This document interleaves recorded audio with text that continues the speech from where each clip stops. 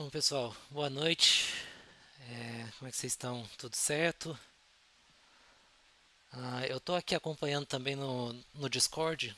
Se vocês quiserem abrir por lá também, acho que o Discord é um pouquinho mais rápido de fazer perguntas. Se vocês quiserem ver como é que tá, né, perguntas e respostas aí, acho que o Discord vai ser mais fácil.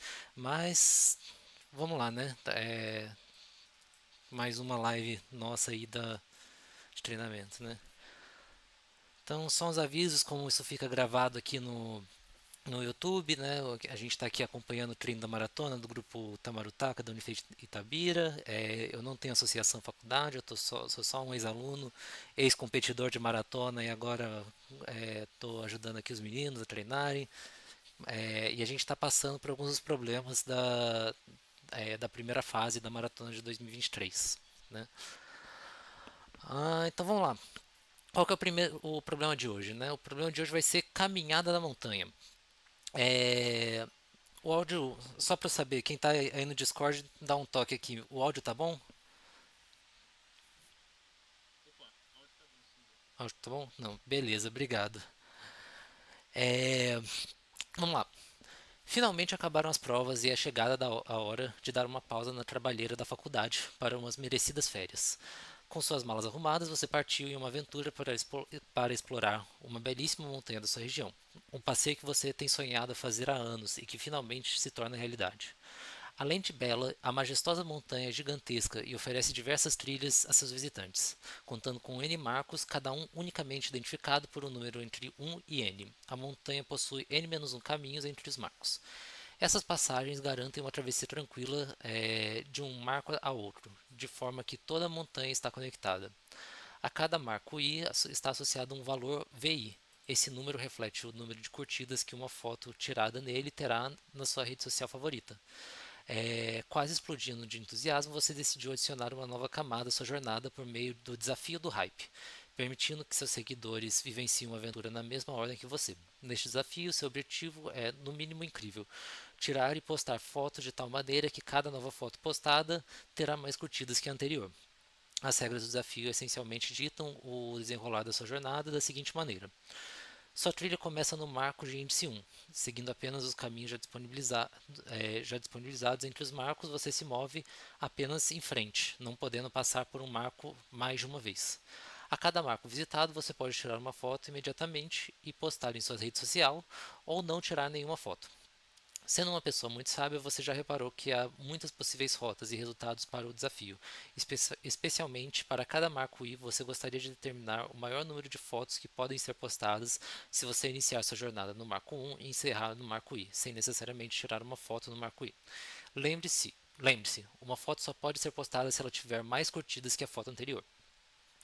A primeira linha de entrada contém um valor inteiro n, menor ou igual a 10 a quinta, que representa o número de marcos da montanha. A segunda linha contém n-1 inteiros, P2 até Pn, com o valor de Pi menor que n, onde Pi indica que o número de caminhos entre os marcos indica que existe um caminho entre os marcos I e Pi.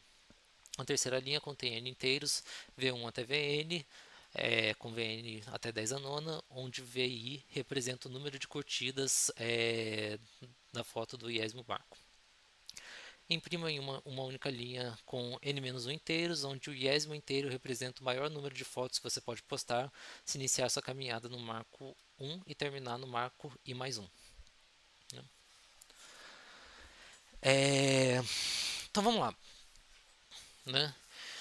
Ahn, Algumas das coisas que esse problema já fala pra gente, que a gente pode destacar aqui, porque isso aqui vão dar umas dicas importantes de como que a gente vai resolver esse problema, né?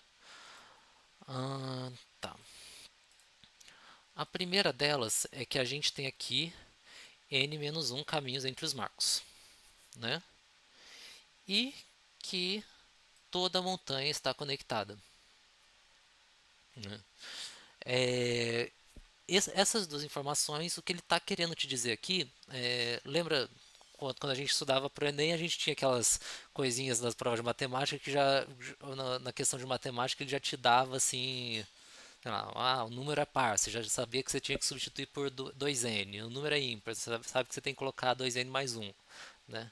Isso aqui, quando a gente vê uma situação dessa numa questão de maratona de programação, a gente já tem que saber que está lidando com uma árvore, né? Então, os caminhos que a gente tem na montanha, quando a gente vê que a gente tem n-1 caminhos entre os marcos e que a montanha está toda conectada, a gente sabe que esses caminhos vão formar uma árvore.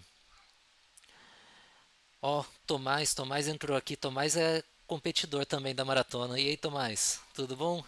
Boa noite. É... Tomás é fera também. E aí, o que, que a gente tem que saber aqui? É... Beleza. A gente sabe também que a gente vai ter é, um N até 10 a quinta lugares que a gente pode entrar, né?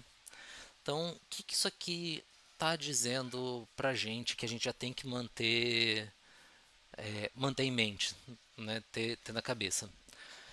Que o nosso algoritmo para achar a resposta disso aqui não pode ser quadrático, né? Acho que o máximo que a gente pode chegar aqui é um algoritmo n log n. Mas tirando isso aqui, né, a gente tem já essas duas dicas que a gente tem que manter em mente quando a gente vai resolver esse exercício.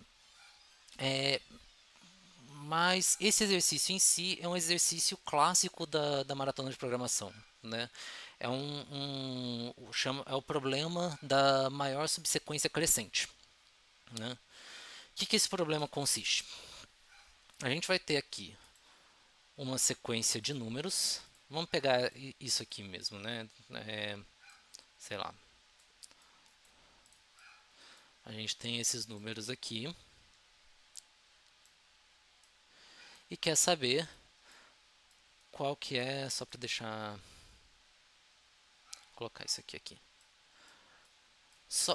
A gente quer saber qual que é a maior subsequência desses números aqui que a gente consegue pegar, de tal forma que os números aqui dentro eles estão sempre crescendo. Então a gente pode apagar os números aqui conforme a gente vai entender, mas a gente tem que ter em mente que na hora que a gente vai selecionar aqui qual número entra e qual número sai dessa nossa sequência, a gente tem que saber que eles têm que estar em ordem crescente, né? Então, nesse caso aqui, a gente poderia pegar aqui o 2, o 3 e o 5, e a gente teria aqui uma sequência de tamanho 3, né? Para essa nossa sequência aqui, seria o caso que nos daria a maior subsequência crescente. Tem dois algoritmos famosos de fazer isso, né? Um deles, vocês conseguem pegar a intuição deles em tempo de maratona, né? Que é até mais tranquilo, né? Os dois envolvem PD, mas um deles tem uma intuição que é um pouco mais fácil, só que qual que é a complexidade dele, né? Ele vai executar em O de n ao quadrado, né? Onde n ali é o nosso número de posições que a gente pode visitar. O outro algoritmo que existe também famoso, que não é tão intuitivo assim, ele vai ser O de n log n, né? Logaritmo baseado de n.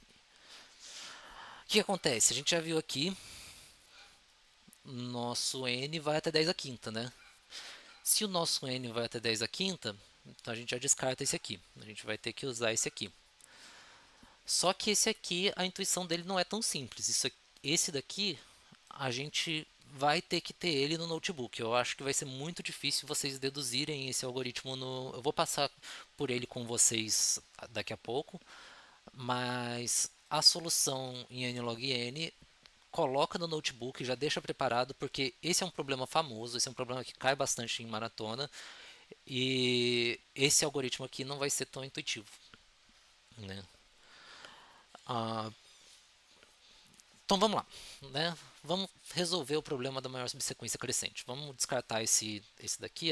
Como é que a gente resolve esse problema em O de n log n, né?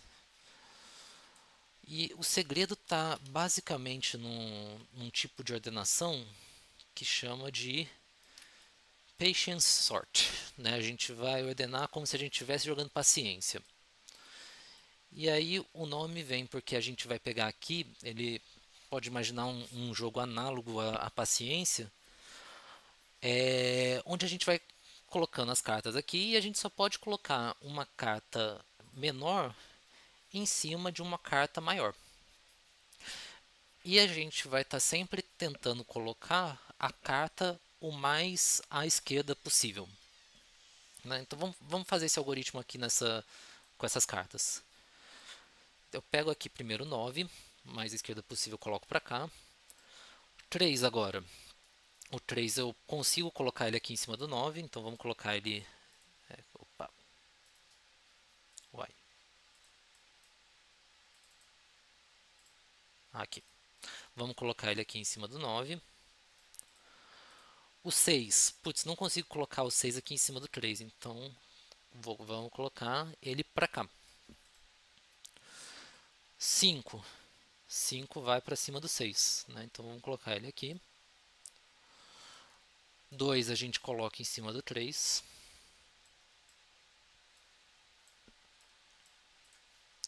Valete, né? A gente não consegue colocar em cima de nada, então vamos colocar o valete aqui do lado. E o 8 a gente consegue colocar aqui em cima do valete. Isso aqui a gente vai gerar quando a gente faz esse tipo de...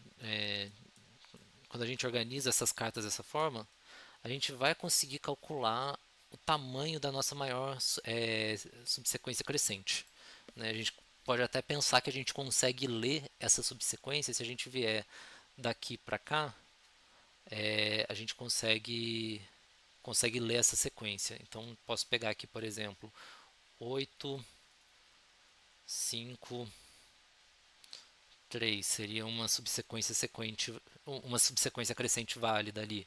Ou valete 6, lá, a gente tem que estar sempre pegando um menor, né? Então 3, ou valete 6, 2, né?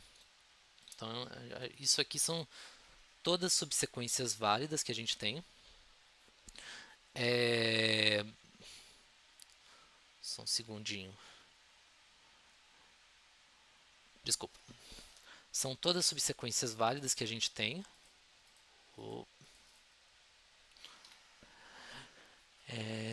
E a gente garante que isso aqui forma a nossa maior subsequência crescente. Não é um algoritmo muito difícil. Esse colocar, né, na nossa pilha aqui, a gente consegue fazer consegue achar a posição de colocar aqui fazendo uma busca binária, né? Porque a gente pode pensar que essas cartas daqui do topo, elas vão estar sempre ordenadas, né? Então, se a gente fizer uma busca binária aqui, a gente sabe qual a posição de inserir. E se ela não couber em nenhuma delas, a gente coloca aqui no lado e a gente sabe que forma a maior subsequência crescente. Patient Sort. Bom, eu vi como Patient Sort, Tomás. Eu não conhecia. é, eu vi só na hora que eu fui pesquisar esse algoritmo também, porque eu não conhecia ele antes, não. Mas é, é basicamente né, como se eu estivesse jogando um paciência aqui. Pelo menos foi essa analogia que me falaram quando eu vi ele. Beleza. A gente consegue resolver agora então aqui a maior subsequência crescente em n log n. E como é que a gente vai fazer isso aqui no nosso problema da caminhada da montanha, né? Vamos começar aqui formando os caminhos. Então vamos pegar aqui, né? Ele deu aqui essa entrada. Opa, selecionar aqui agora, né? essa foi a entrada que ele deu, ele sempre dá a partir do nó 2, onde que ele está se conectando, né? Então, se a gente pegar aqui os nossos nós,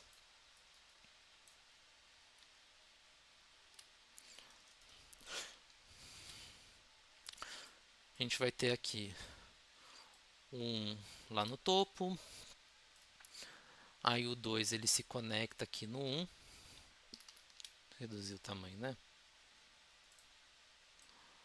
O 2 ele se conecta aqui no 1,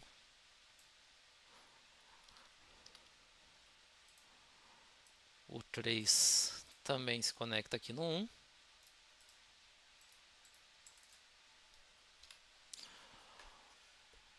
o 4 no 3, né? Eu estou colocando essas arestas aqui, mas esse caminho ele não é direcionado, né? A gente pode colocar aqui assim, esse grafo ele não é direcionado.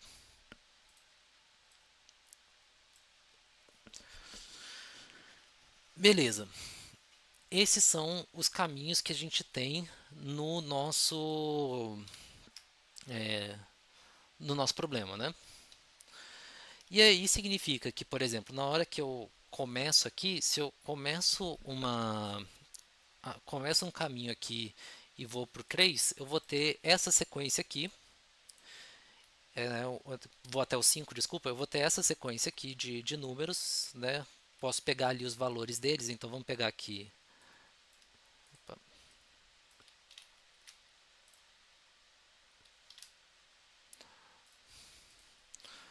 5, 7, 7, 6 e 8,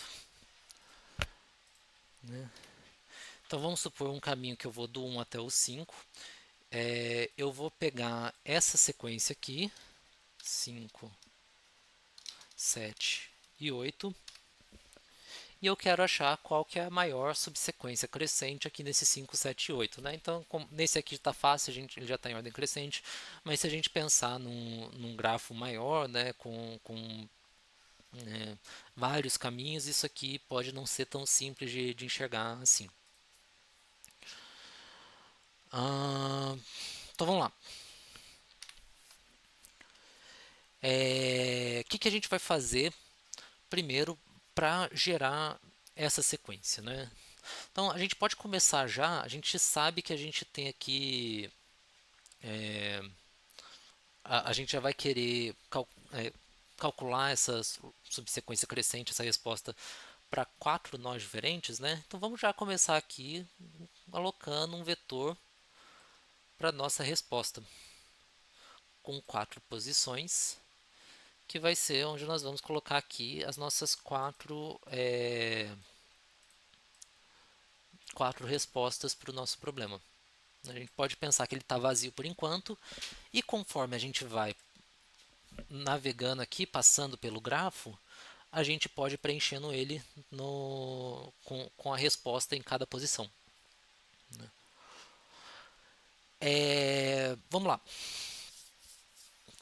Vamos começar aqui a visitar os nós, e como isso aqui é uma árvore, para visitar todos os nós, eu não preciso calcular a distância, não preciso calcular nada, eu só preciso fazer um DFS simples, né? Eu vou nó a nó aqui, e conforme eu vou fazendo esse DFS, eu já vou percorrendo todos os nós na menor distância possível e consigo achar ali a sequência.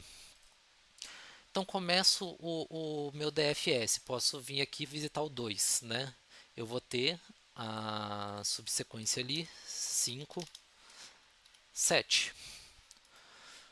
Calculo ali a maior subsequência,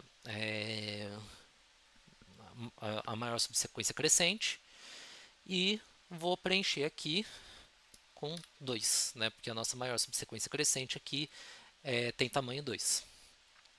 Voltei, né? Visitei o 3, vou ter aqui de novo 5, 7. Então aqui eu já sei que a nossa maior subsequência crescente vai ter tamanho 2. Próxima, 5, 7 6, né? 5, 7, 6. Então, estou aqui percorrendo o nosso grafo, visitei o nó 1, 3, 4. Eu já sei que nessa nossa posição a gente tem que colocar aqui uma subsequência também de tamanho 2, né? Que a gente só vai pegar só vai postar foto aqui no nó 1 e no nó 3. E aí, de novo, aqui a gente faz o 5, 7 e 8, né? Que são os nós 1, 3 e 5, que a gente preenche aqui com um 3, certo?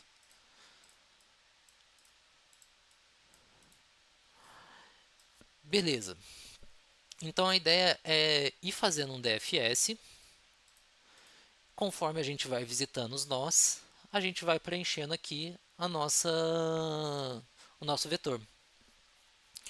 Ah, legal. E como é que a gente vai fazer então aqui o cálculo da maior subsequência crescente, né? Vamos pensar aqui, né? A gente tem aqui, né? A gente está querendo montar esse cenário aqui. Então vamos pensar que a gente tem aqui um vetor que vai estar com o último elemento, né, a nossa última carta aqui do nosso sort, né, nossa última carta aqui dessa nossa computação. Beleza. Cheguei aqui, visitei, visitei o nó 1. Né, coloquei aqui o nosso elemento, vai ser... Acho que isso aqui já é o bastante. Visitei o nó 1, coloquei aqui um 5, né? Vou pular aqui o nó 2 porque ele é mais simples. Vamos para o 3 que ele vai ser mais interessante, né? Na hora que eu vou para o 3, coloco aqui, consigo colocar lá na frente, então vou colocar aqui um 7, certo? Beleza. Já calculei aqui, por ter colocado esse 7, qual que vai ser a minha maior subsequência crescente para esse cenário aqui. Aí o que eu vou fazer? Vou continuar o DFS, que aí eu vou indo recursivamente, né, na nossa árvore aqui. Então vou lá pro 4, né? E aqui eu vejo que eu vou colocar esse 6 aqui, né? Coloquei esse 6 aqui, calculei qual que é o tamanho da nossa maior subsequência crescente. E agora eu vou voltar no meu DFS. Só que o que eu vou fazendo aqui? Para eu não prejudicar os próximos, as próximas respostas, né, e tudo mais, toda vez que eu entro num nó, eu vou colocar aqui qual que é o valor daquele nó e vou calcular a maior subsequência crescente. Toda vez que eu saio daquele nó, eu vou desfazer as mudanças que eu fiz ali. Né? É aquela ideia do backtrack. A gente está procurando ali as respostas, a gente, né, chega naquele lugar, faz as mudanças que precisa fazer, né? Computou ali a resposta, na hora que a gente for voltar, né, a gente limpa a nossa bagunça. Então, na hora que eu for voltar aqui para esse nó 3, eu vou tirar esse 6 e vou substituir de volta pelo 7. Então, coloco aqui 7. Né? Beleza, visitar aqui o nó 5. Na hora que eu visito o nó 5, ele tem valor 8, eu consigo colocar o 8 aqui. Né? Computei aqui, cheguei na resposta. Aí, de novo, na hora que eu for sair do nó 5, eu vou limpar a nossa bagunça, vou tirar aqui o 8. Na hora que eu for sair do nó 3, eu vou limpar aqui a nossa bagunça, vou tirar o 7. Né? Aí eu posso visitar aqui o 2, por exemplo. Né? Vamos supor que isso aqui a gente visite em outra ordem. Na hora que eu for visitar o nó 2, aí eu posso colocar aqui o outro 7. E eu vou ter aqui de novo, né, o tamanho da nossa subsequência crescente aqui. Então vamos lá, né? Como é que a gente vai resolver isso aqui em código, então? Né? Então aqui, começar aqui com a main, né? E é isso aqui, vocês já estão cansados de saber, a gente só faz o input dos dados, né? Então, fiz um resize ali dos nossos vetores. Aí aqui para o grafo, né, estou criando aqui basicamente uma lista de adjacência, né, empurrando aqui no nosso map, né, e aí note que como ela não é, como o nosso grafo não é ordenado, a gente não é direcional, a gente tem que colocar nos dois sentidos, né, na ida e na volta. Eu coloco os valores aqui. Vamos resolver esse problema, né? Então, como é que eu resolvo? A gente vai criar aqui o nosso vetor de posições que a gente já visitou e vamos criar aqui também um vetor para guardar essa nossa subsequência crescente, né? Então a gente já pode falar, não, já o primeiro nó já visitei, né? Então já dou um true aqui, já coloco ele na nossa subsequência crescente aqui, porque, né, já está ali. E aí eu vou rodar esse DFS que eu estou rodando aqui. O que esse DFS vai estar fazendo? Esse DFS ele vai estar não só visitando aqui os nossos nós, como também preenchendo essa nossa subsequência crescente aqui, né? A nosso vetor aqui que nós estamos usando para computar a subsequência crescente. Vamos lá no DFS, né? Que é aqui que é onde fica interessante. Tá muito pequeno, deixa eu ver. Não, dá um zoom aqui, né?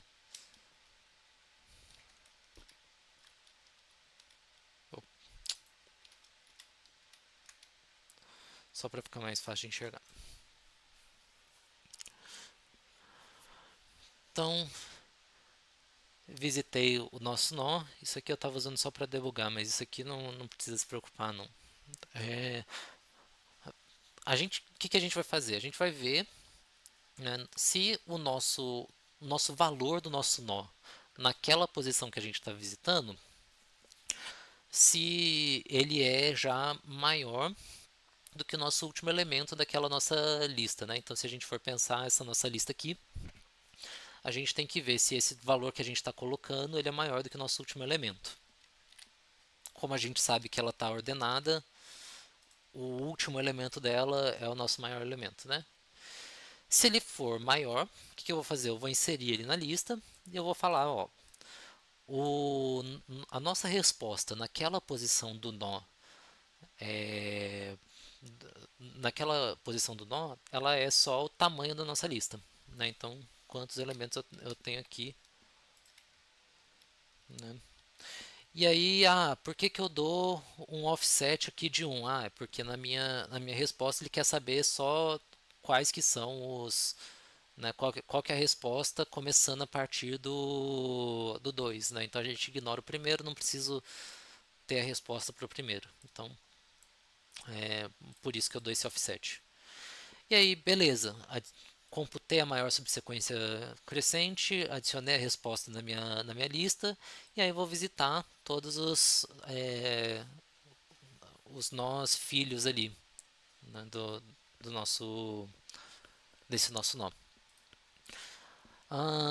E aí visitei, computei a resposta para os filhos desse nó. O que eu vou fazer agora? Lembra que eu falei para vocês? A gente bagunça o nosso vetor, depois a gente limpa a nossa bagunça. Então, depois que eu fizer esse DFS para tudo e computar ali a maior subsequência para tudo, eu vou tirar esse elemento que eu acabei de colocar aqui, né? E aí, fiz a minha bagunça, limpei a minha bagunça. João, não é maior aqui, né? Então a gente não vai colocar aqui no final, né? A gente colocou, por exemplo, sei lá, o 6 aqui que a gente substituiu o 7 pelo 6. O que a gente vai fazer agora no nosso problema? Então, a gente vai vir aqui para o else.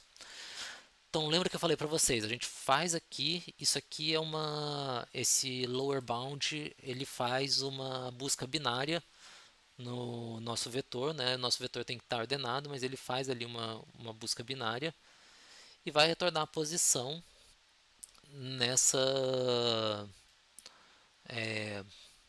a posição onde todos os elementos ali são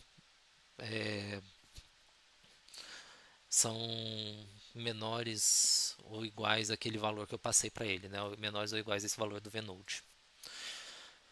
Não lembro se é menor ou se é menor ou igual.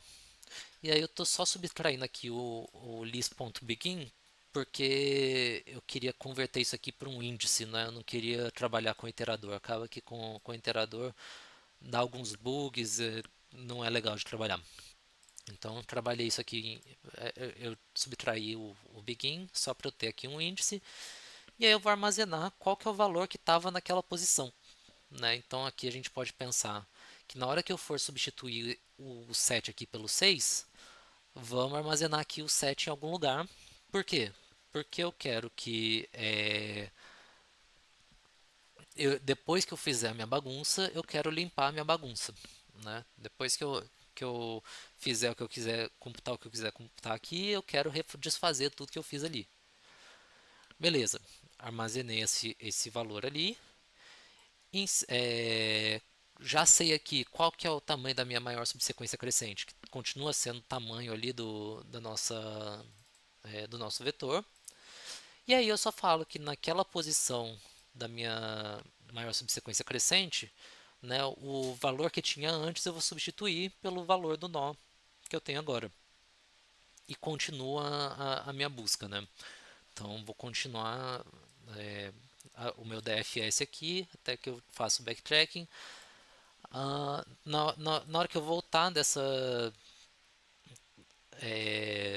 meu DFS, eu vou e limpo a minha bagunça, né? Eu vou e naquela posição do meu vetor, eu vou voltar com o valor que eu tinha antes, que é esse IDX aqui.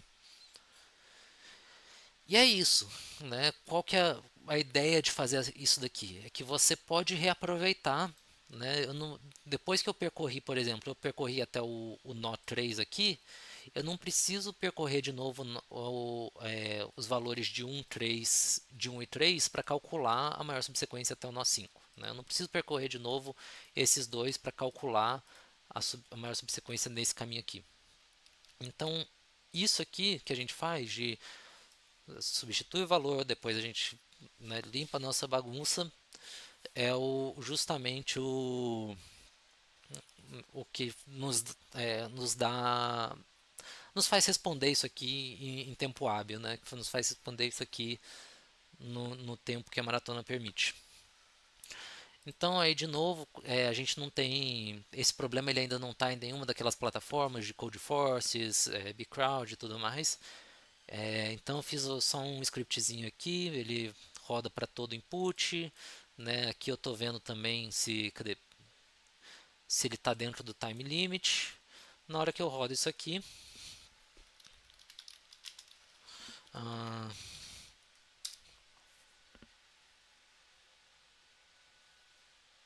todos os testes passaram. E é isso o problema. Né? Vou dar um tempinho aí para vocês, se vocês quiserem perguntar alguma coisa, entendeu? Tá tudo certo. Esse era um problema um pouquinho mais chatinho, né? Porque ele combina ali é, a parte de grafos com a parte de programação dinâmica, mas não é também não é nada de outro mundo assim. Dá para resolver, dá para resolver ali. Então, mas se vocês tiverem alguma dúvida, eu estou aberto aqui. Estou só dando uma enrolada aqui para saber se está tudo certo, se deu para entender. Dá um tempinho aqui.